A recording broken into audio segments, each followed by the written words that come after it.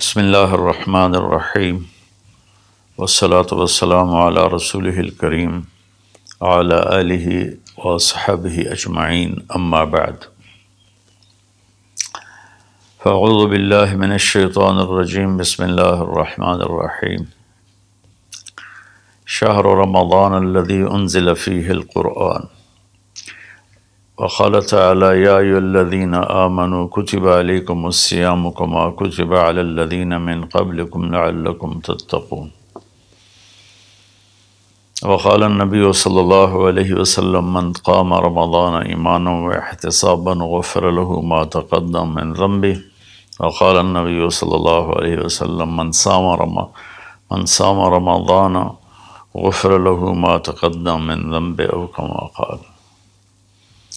جی میرے محترم بھائیوں بہنوں دوستوں بچوں بچیوں، میری طرف سے رمضان کی مبارک ہو۔ سارے اہل ایمان سارے مسلمانوں کو رمضان کی مبارک ہو، اور اللہ سے دعا ہے کہ اللہ تعالیٰ ہمارے اس روزے اور تراویح کو قبول فرمائے اور ہماری بخشش کا ذریعہ بنائے، آمین۔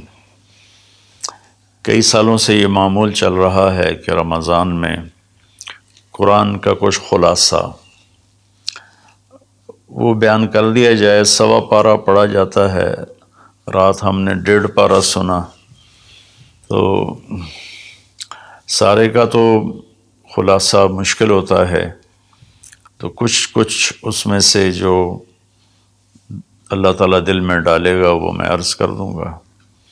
سب سے پہلی بات یہ ہے کہ یہ قرآن کیا ہے، یہ کتاب کیا ہے؟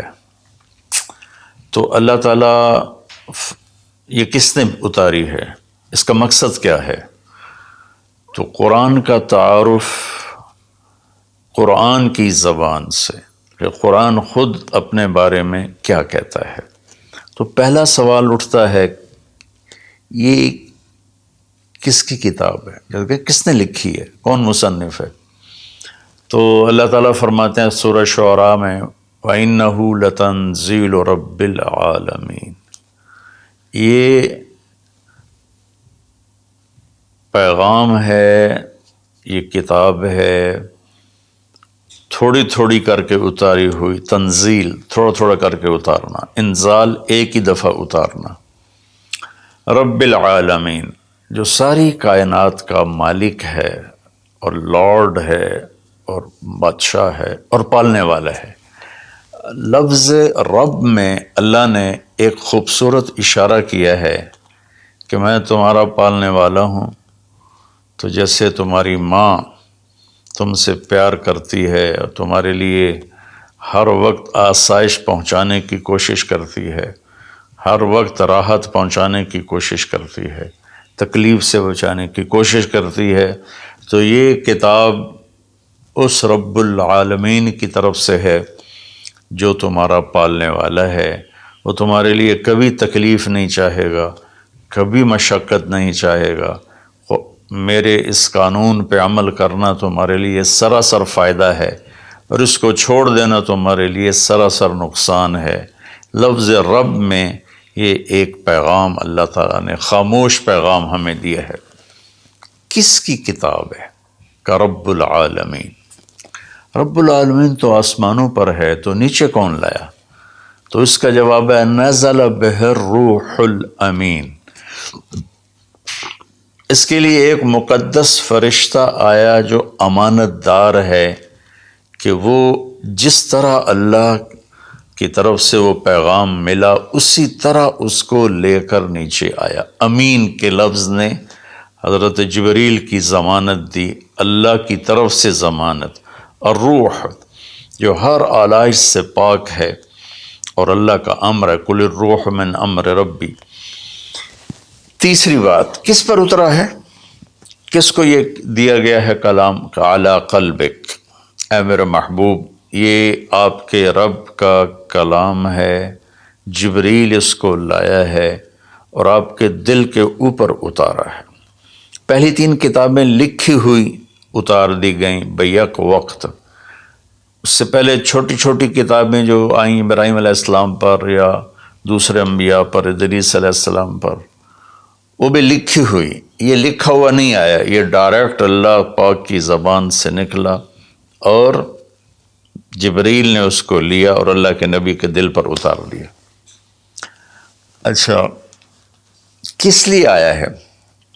لِتَكُونَ مِنَ الْمُنذِرِينَ، یہ اس لیے آیا ہے کہ میرے محبوب آپ دنیا والوں کو بتا دیں کہ اچھائی کا انجام کیا ہے اور برائی کا انجام کیا ہے، اور اس کا نتیجہ ایک دن ظاہر ہونے والا ہے جو آخر بعد میں آئے گا، تو اس کے لیے تیاری کرو۔ منذرین صرف ڈرانے والے کو نہیں کہتے، جو پیار محبت سے کسی کو برائی کا انجام سمجھا رہا ہو، جیسے باپ کہتا ہے بیٹا یہ تو جوا نہ کھیلا کر، تو شراب نہ پیا کر، یہ تیرا نقصان ہو جائے گا، تیرا دین بھی جائے گا، تیری دنیا بھی جائے گی، اس کے سمجھانے میں ایک محبت ہوتی ہے، شدت اور سختی نہیں ہوتی۔ کس زبان میں آیا ہے؟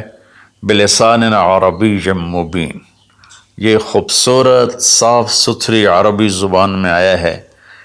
کائنات کی یہ وہ زبان ہے جسے اللہ نے اپنے لیے چنا۔ اللہ کا کلام عربی، میرے رسول عربی، میرے رسول کی زبان عربی، اور اہل جنت کی زبان بھی عربی۔ اللہ نے اس کو پسند کیا۔ یہ عجیب و غریب کلام ہے اور عجیب و غریب یہ لینگویج ہے۔ کسی زبان کے الفاظ کا وہ حرف کا معنی نہیں ہوتا۔ عربی زبان وہ ہے جس کے ہر حرف کا معنی ہے، الف سے لے کر یا تک ہر حرف کا معنی ہے۔ یہ عربی زبان میں آیا ہے۔ اس میں ایک یہ اشارہ بھی ہے کہ اللہ تعالیٰ عربوں سے کہہ رہا ہے کہ تمہاری زبان میں بھیجا ہے، اس کو سمجھنے کے لیے تمہیں تو کوئی مشکل نہیں ہے، اور دوسرا ہماری طرف بھی اشارہ ہے کہ تم کسی بھی زبان سے تعلق رکھتے ہو تو کوشش کرو عربی سیکھو تاکہ اللہ کے قرآن کو تم، پیغام کو تم سمجھ سکو۔ یہ مختصر سا تعارف ہے کہ قرآن کس کا کلام ہے؟ اللہ کا۔ کون لایا؟ جبریل۔ کن کے پاس لایا؟ ہمارے نبی پاک صلی اللہ علیہ وسلم۔ کس لیے لایا؟ کہ ہمیں زندگی کا انجام سمجھایا جا سکے کہ انسان ایک ایسی مخلوق ہے جو ماں کے پیٹ سے بالکل جاہل پیدا ہوتا ہے، اور اس کے مقابلے میں ماں انڈے سے نکلنے والا ہو یا ماں کے پیٹ سے نکلنے والا جانور اور کیڑے مکوڑے، یہ چونٹی کتنی چھوٹی ہوتی ہے اور انڈا کتنا چھوٹا ہوگا، تو اس سے نکل کر وہ اندھیرے میں ہوتی ہے، اور اس سے زندگی گزارنے کا پورا طریقہ معلوم ہوتا ہے کہ میرے لیے ٹھیک کیا ہے، غلط کیا ہے، صحیح کیا ہے، غلط کیا ہے۔ انسان پیدا ہوتا ہے، واللہ اخرجکم من بطون امہاتکم لا تعلمون شیئا، میرے بندو اللہ نے تمہیں ماں کے پیٹ سے نکالا، تم کچھ بھی نہیں جانتے تھے، تو ہمیں باہر سے علم لینا ہوتا ہے، اور باقی کسی مخلوق کا امتحان نہیں، میرا اور آپ کا امتحان ہے کہ اللہ تعالیٰ فَهَدَيْنَاهُ النَّجْدَيْنِ، یہ دو راستے ہیں، یہ سیدھا ہے، یہ غلط ہے۔ قرآن سیدھا راستہ بتاتا ہے، إِنَّ هَذَا الْقُرْآنَ يَهْدِي لِلَّتِي هِيَ أَقْوَمُ، قرآن تمہیں سیدھا راستہ بتاتا ہے۔ اور شیطان کیا کرتا ہے؟ وہ ہمیں غلط راستہ بتاتا ہے، وہ ہمیں یجادلوکم وَإِنَّ الشَّیَاطِینَ لَیُوحُونَ إِلیٰ أَوْلِیَائِہِم، کہ یہ شیطان کی بھی وحی چلتی ہے جو اس لیے ہوتی ہے کہ لِتَکُونُوا مِنْ أَصْحَابِ السَّعِیرِ، کہ تم جہنم میں جا کے گر جاؤ، چلے جاؤ۔ تو اس لیے اس قرآن کا سیکھنا، چلو ہم عربی تو نہیں سیکھ سکتے ہیں، عمر کا ایک ایسا حصہ، لیکن اس کا ترجمہ پڑھ سکتے ہیں۔ ہر مکتب فکر کے علماء نے ترجمہ کیا ہوا ہے، تو وہ ترجمہ تھوڑا تھوڑا پڑھیں تو انشاءاللہ ہمیں پتہ چلے گا کہ اللہ ہم سے کیا کہتے ہیں۔ پھر اس قرآن کا مقصود کیا ہے؟ وہ ہدایت ہے۔ الف لام میم ذالک الکتاب لا ریب فیہ ہدن للمتقین، یہ کتاب کی پہلے اللہ نے ضمانت دی کہ یہ ہر شک و شبہ سے بالا تر کتاب ہے، دنیا میں کوئی یہ دعویٰ نہیں کر سکتا، نہ بولنے والا نہ لکھنے والا۔ انبیاء کے سوا بڑے سے بڑا علامہ ہو بولنے میں خطا کھائے گا، بڑے سے بڑا علامہ ہو لکھنے میں خطا کھائے گا، صرف میرے رب کا انبیاء اور میرے رب کا کلام ہر خطا سے پاک ہے۔ تو یہ کس لیے ہے؟ ہدن للمتقین، یہ ہدایت ہے۔ ہدا یہ جو کہ عربی زبان ان کی تھی، تو اللہ تعالیٰ نے انہی کی، سبحان اللہ، انہی کے استعمال کے مطابق جب قرآن کو اتارا تو وہ ہل کے رہ گئے۔ ہدا ویسے تو کہ سیدھا راستہ، لیکن ہدا اس چٹان کو کہتے ہیں جو سمندر میں ابھری ہوئی ہو، پانی سے باہر نکلی ہوئی۔ سمندر کے اندر بے شمار پہاڑ ہیں جو ہمارے زمینی پہاڑوں سے زیادہ ہیں، تو کہیں کہیں وہ اوپر نکل آتے ہیں، اور ان پر جب سورج کی چمک پڑتی ہے تو وہ چوٹیاں روشن ہو جاتی ہیں۔ اس روشن چوٹی کو عرب جب سفر کرتے تھے یا دوسرے بھی جب بحری سفر کرتے تھے تو ان کو نشانی بناتے تھے کہ یہ پہاڑ کی چوٹی فلاں جگہ کا پتہ بتاتی ہے، یا سمجھیے جدہ کا پتہ بتاتی ہے، یہ یمبو کا پتہ بتاتی ہے، یہ خلیج عقبہ کا پتہ بتاتی ہے۔ ایک مثال دے رہا ہوں۔ تو ہدا اس پہاڑ کی چوٹی کو کہتے ہیں جس کو دیکھ کر بحری جہاز اپنی سمت اور راستے کو صحیح کرتے تھے اور منزل تک پہنچتے تھے۔ تو اللہ نے اس کتاب کو ہدا فرمایا ہے کہ انسانی سمندر میں، انسانی زندگی کی کشتی کے لیے، میں پھر دہراتا ہوں، انسانیت کے سمندر میں انسانی زندگی کی کشتی کے لیے یہ جو قرآن ہے، یہ وہ چوٹی ہے پہاڑ کی جس سے تم راستہ پاتے ہو اور جس سے تم اپنی منزل تک پہنچتے ہو۔ ایک مقصد تو اس کا یہ ہے کہ مجھے کیا کرنا ہے قرآن بتائے گا، کیا نہیں کرنا قرآن بتائے گا، جو کہا گیا وہ کر لو، جس سے روکا ہے وہ چھوڑ دو۔ دوسرا، قرآن کا مقصود کیا ہے؟ ھذا بلاغ للناس، یہ پیغام ہے لوگوں کو پہنچانے کے لیے، جس کو امت آج بھلا چکی ہے۔ مدت ہوئی صیاد نے چھوڑا بھی تو کیا، تاب پرواز نہیں راہ چمن یاد نہیں۔ مدت ہوئی، پرندہ پنجرے میں بند تھا، جب شکاری نے اس کو کھولا پنجرے کا دروازہ اور کہا کہ جاؤ آزاد ہو، تو وہ کہتا ہے تاب پرواز نہیں، میں اڑ نہیں سکتا، تم بہت چھوٹی عمر میں مجھے پکڑ کے لائے تھے میرے گھونسلے سے، راہ چمن یاد نہیں، اور مجھے یہ راستہ بھی معلوم نہیں کہ میرا گھونسلہ کس چمن میں تھا، کس درخت پہ تھا، کس شاخ پہ تھا، میں کچھ نہیں کر سکتا۔ اس وقت امت خواہشات کے پنجرے میں اس طرح بند ہوئی ہے کہ راہ چمن یاد نہیں، تاب پرواز نہیں، راہ چمن یاد نہیں، کہ اللہ تعالیٰ نے ہمیں یہ سورہ ابراہیم کے آخر میں ھذا بلاغ للناس، یہ لہجہ ہے قرآن کا، یہاں ھذا بلاغ للناس، یہ پیغام ہے لوگوں کو پہنچانے کے لیے، وَلِيُنذَرُوا بِهِ، تاکہ انہیں خبردار کیا جا سکے، وَلِيَعْلَمُوا، تاکہ وہ جان لیں، أَنَّمَا هُوَ إِلَٰهٌ وَاحِدٌ وَلِيَذَّكَّرَ أُولُو الْأَلْبَابِ، کہ ایک ہی اللہ ہے، ایک ہی معبود ہے، ایک ہی الہ ہے، ایک ہی مدد کے قابل، ایک ہی پکارے جانے کے قابل، ایک ہی ہے جس کو پکارنا بھی ہے، بلانا بھی ہے، مانگنا بھی ہے، جھولی بھی پھیلانی ہے۔ یہ اس کا دوسرا مقصد ہے۔ اس امت کو ایسا نبی ملا جس کے بعد کوئی نبی نہیں آئے گا، کوئی نبی نہیں آئے گا۔ نبی اللہ بھیجتا ہے، خود بخود کوئی انسان نبوت کا دعویٰ کرے تو اس سے وہ نبی نہیں بنتا ہے، تو نبی اللہ بھیجتا ہے اور اللہ پسند کرتا ہے۔ تو ہمارے نبی آخری ہیں، لہٰذا اس کتاب کا پیغام دنیا کو پہنچانا ہم سب کے ذمہ ہے کہ ہم انہیں بتائیں کہ بھائیو آگے ایک زندگی آ رہی ہے۔ 2 باتیں ہو گئیں۔ تیسری بات یہ ہے کہ اس وقت ایک ماحول بنا ہوا ہے کہ دین پہ چلنا بڑا مشکل ہے، دین پہ چلنا بڑا مشکل ہے۔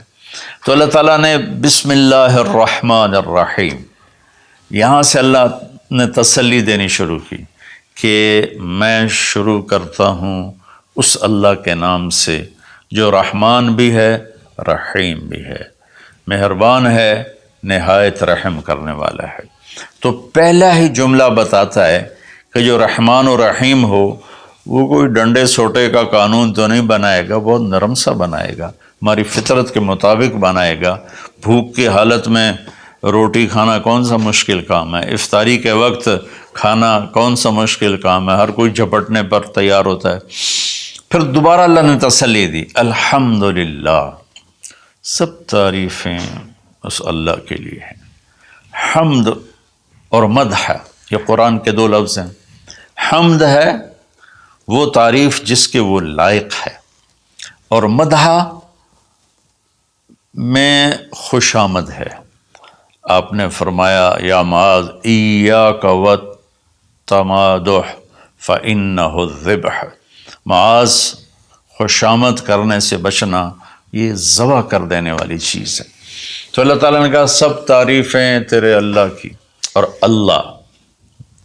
اللہ کے صفاتی نام 99 ترمذی شریف میں ہیں، لیکن وہ 99 نام صرف نہیں ہے بلکہ جیسے اللہ اپنی ذات میں لامحدود ہے تو اس کی نام بھی لامحدود ہیں، لیکن ذاتی نام جو ہے وہ اللہ ہے۔ اللہ میرے بر صغیر میں خدا بولا جاتا ہے عام طور پہ، اہل علم بھی یہی بولتے ہیں، عام لوگ بھی یہی بولتے ہیں۔ میرا اس سے کوئی اختلاف نہیں ہے کہ یہ نہیں بولنا چاہیے۔ خدا فارسی کا لفظ ہے، پتہ نہیں کس نے یہ لفظ بنایا، خدا، وہ جسے کسی نے نہ بنایا ہو اسے خدا کہتے ہیں، لیکن اللہ نے اپنا نام بتایا کہ میرا نام اللہ ہے۔ تو ترجمہ لفظوں کا نہیں ہوتا، نام کا ترجمہ نہیں ہوتا، ترجمہ عبارات کا ہوتا ہے۔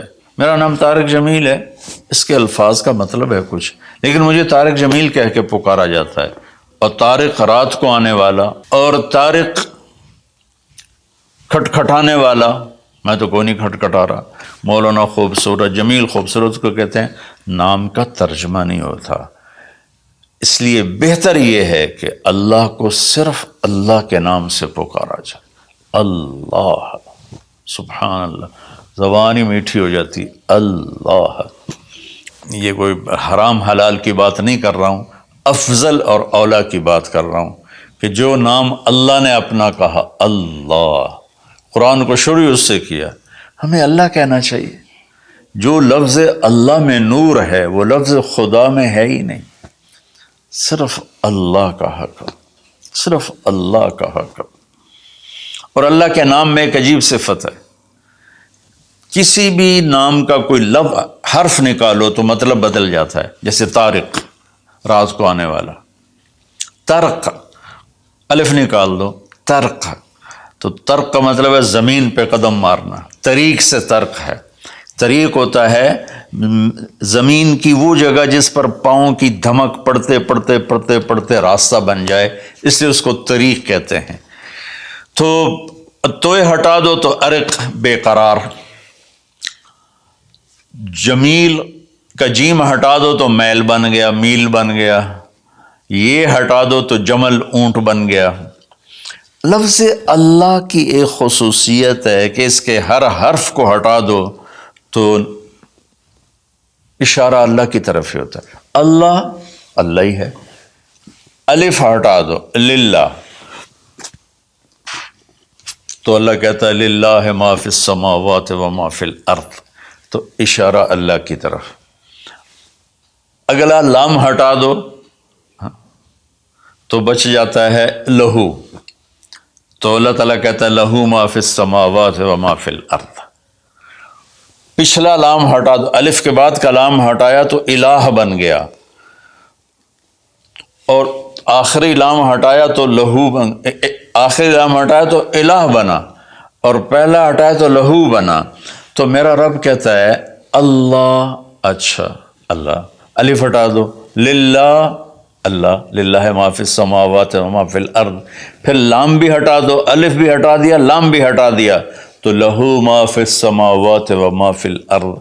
پھر آخری لام کو ہٹا کے پہلے لام کو بچا لیا تو وَهُوَ الَّذِي فِي السَّمَاءِ إِلَٰهٌ وَفِي الْأَرْضِ إِلَٰهٌ. اور پھر سب سے عجیب بات کہ سارے حرف ہٹا کر آخری ہے کی پیش کو باقی رکھو نا، تو وہ ہے اللہ لا الہ الا ہو. اللہ لا الہ الا ہو، هو اللہ الذی لا الہ الا ہو، قل هو اللہ احد، هو اللہ الذی لا الہ الا ہو. یہ لہو ما فی السماوات و ما فی الارض. تو اللہ تعالیٰ نے ہمیں تسلی دی کہ میں بہت بڑا ہوں. اچھا یہ اللہ، یہ جو تو قانون بھیج رہا ہے تو قانون تو بڑے سخت ہوتے ہیں، تو اللہ کہتا رب العالمین، نہیں میں تمہاری ماں سے زیادہ پیار کرنے والا ہوں، میں تم پر ایسے ڈنڈے نہیں چلاؤں گا. تو لیکن میرا اللہ کہتا ہے کہ میرا بندہ میں تیری ماں سے 70 گنا کا مطلب 70 نہیں ہوتا، لا محدود درجے میرا پیار ہے. پھر تسلی نہیں ہوتی، اللہ تو قرآن تو بھیج رہا ہے، پتہ نہیں ہم عمل کر سکیں گے کہ نہیں کر سکیں گے. تو پھر اللہ کہتا ہے الرحمن الرحیم. کیوں ڈر گئے ہو؟ کیوں قرآن کے مطابق دکان نہیں چلاتے، زندگی نہیں گزارتے، جاب نہیں کرتے، زراعت نہیں کرتے، تجارت نہیں کرتے، شادی نہیں کرتے، ساری چیزوں کو بنا لیں، تو کیوں ڈرتے ہو؟ رب العالمین پہلی گارنٹی، الرحمن الرحیم پہلے بسم اللہ سے. پھر دوسری گارنٹی اللہ، کہ میں اللہ ہوں، نفع نقصان کا مالک ہوں. پھر رب العالمین، تم پر مہربان ہوں، تمہارا پالنے والا ہوں. پھر الرحمن الرحیم کی دوبارہ تکرار ہے. کیوں ڈرتے ہو؟ رحمان بھی ہوں، رحیم بھی ہوں. اب اللہ نے جزا سزا کا بھی ایک رکھا نا، کہ بہت سے لوگ ہیں جو محبت کی بات جتنی بھی کرو وہ الٹا ہی سوچتے ہیں، تو اس کو دھمکانے کے لیے مالک یوم الدین. پھر یہ بھی یاد رکھنا کہ میرے پاس جزا سزا کا بھی نظام ہے. اس کو اللہ تعالیٰ اتنے خوبصورت انداز میں بیان کرتا ہے کہ ہم تو چونکہ عرب نہیں ہیں، لیکن عربی کچھ پڑھی تھوڑی بہت، اللہ نے اس کا ذوق بھی دیا. تو ابھی ساری بات ہو رہی کہ وہ ایسا ہے، وہ ایسا ہے، وہ ایسا ہے، لیکن آگے ہے ایاک نعبد و ایاک نستعین. یا اللہ تیری ہی بندگی کرتے ہیں، تجھی سے مدد مانگتے ہیں. تو ایک دم جیسے اللہ سامنے آ گیا ہو، الحمدللہ رب العالمین الرحمن الرحیم. ان الفاظ نے اس طرح کر دیا جیسے اللہ میرے سامنے آ گیا ہے، جیسے کأنک تراہ، جیسے اللہ میرے سامنے آ گیا تو میں کہتا ہوں ایاک نعبد، یا اللہ میں تو تیری ہی بندگی کرتا ہوں، و ایاک نستعین، یا اللہ میں صرف تجھے پکارتا ہوں مدد کے لیے، میں کسی اور کو نہیں پکارتا. میرے نبی نے حضرت عبداللہ بن عباس سے فرمایا وَإِذَا سَأَلْتَ فَاسْأَلِ اللَّهِ وَإِذَا اسْتَعَنْتَ فَاسْتَعِنْ بِاللَّهِ، کہ اے بچے، اے میرے یا غلام، اے میرے پیارے چچا زاد بھائی، تو ایسا جب تجھے پکارنا ہو تو اللہ کو پکارنا. مدد کے لیے صرف اللہ ہے جو آتا ہے، اللہ کے سوا کوئی مدد نہیں کر سکتا. یہ اسباب کی دنیا ہے، ایک دوسرے سے مدد لینا. تو میرے نبی نے قرضے اٹھائے، میرے نبی نے زرہ پہنی، میرے نبی نے تلوار اٹھائی، لیکن وہ کام جو براہ راست اللہ کے ہاتھ میں ہے، ان میں صرف اللہ کو پکارا جاتا ہے، ان میں صرف اللہ کو پکارا جاتا ہے. ایاک نعبد و ایاک نستعین. علماء فرماتے ہیں ساری آسمانی کتابوں کا خلاصہ قرآن ہے، اور قرآن کا خلاصہ سورۃ فاتحہ ہے، اور سورۃ فاتحہ کا خلاصہ ایاک نعبد و ایاک نستعین ہے. اے میرے اللہ، یا اللہ، یہ صرف اللہ کے ساتھ ہے اور کسی کے ساتھ نہیں ہے. تو پھر اللہ تبارک و تعالیٰ، چونکہ میں نے پہلے شروع میں کہا تھا کہ ہم زندگی گزارنے کا طریقہ نہیں جانتے، تو اللہ نے ہم سے یہ دعا ہم پہ فرض کر دی کہ تم نے یہ مانگنا ہے، جو کہ تم اندھے ہو، جاہل ہو، کہو اہدنا، کتنی ضروری ہے. اللہ کہتا ہے روٹی مانگو، پانی مانگو، بیوی مانگو، بچے مانگو، جی کپڑے مانگو، زمین مانگو، جائیداد مانگو، صحت مانگو، عزت مانگو، سب کچھ مانگو.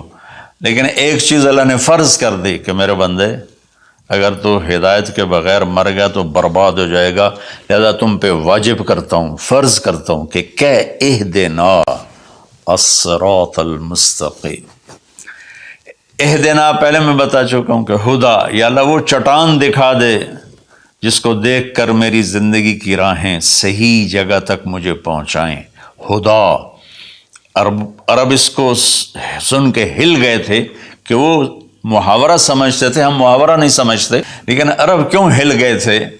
کہتے کیا کمال ہے یار، یہ کیا آدمی کہاں سے بولتا ہے، کیا بولتا ہے. وہ تو ابو جہل سے پوچھا اخنس ابن شریک نے، سچ سچ بتا محمد جھوٹے ہیں کہ سچے ہیں؟ کہنے لگا اللہ کی قسم سچے ہیں، پر نہیں مانوں گا، میں بنو ہاشم سے مقابلہ کروں گا، نہیں مانوں گا، سچے ہیں. تو اہدنا، یا اللہ وہ چٹان دکھا، وہ کیا، وہ قرآن ہے جس کو دیکھ کر میں تجھ تک پہنچ جاؤں. صراط، سیدھے راستے کو کہتے ہیں.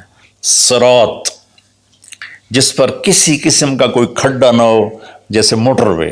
اب موٹر وے بنائے تو ہم لوگ اپنے گاؤں سے، ابھی میں گاؤں سے ہی بات کر رہا ہوں، ملتان کے لیے جانا ہو، لاہور، اسلام آباد، فیصل آباد، موٹر وے سے جاتے ہیں. صراط موٹر وے کو کہتے ہیں. المستقیم جس میں وہ نہ ہو، زیادہ موڑ نہ ہو بلکہ سیدھا ہو. الذین انعمت علیہم، نعم اس بوٹی کو کہتے ہیں جو سردی گرمی میں خشک نہیں ہوتی، سدا بہار سرسبز ہوتی ہے.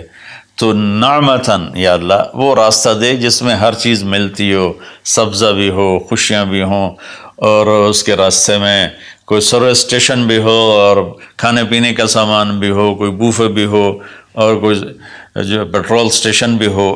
آج کی زبان میں کہہ رہا ہوں، یا اللہ وہ راستہ دے جو آباد ہو، جو سرسبز ہو. نعم کے اندر یہ معنی موجود ہے.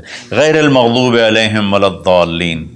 پھر کہا آمین، زور سے کہو آمین. تو میرے رب نے فرمایا کہ یہ مانگو کہ مجھے سیدھی راہ دکھا. تو میرے بھائی بہنوں، حضرت علی رضی اللہ تعالیٰ عنہ علیہ السلام کا فرمان ہے کہ اگر میں سورۃ فاتحہ کی تفسیر کروں تو 70 اونٹوں پہ لا دی جائے گی. 7 آیات ہیں تو ہر آیت کے لیے 10 اونٹ. اور ایک دفعہ فرمایا کہ عشاء کی نماز پڑھ کے بیٹھے اور فرمایا کہ میں تمہیں بسم اللہ الرحمن الرحیم کی تشریح کر کے بتاتا ہوں، اس کا مطلب بتاتا ہوں.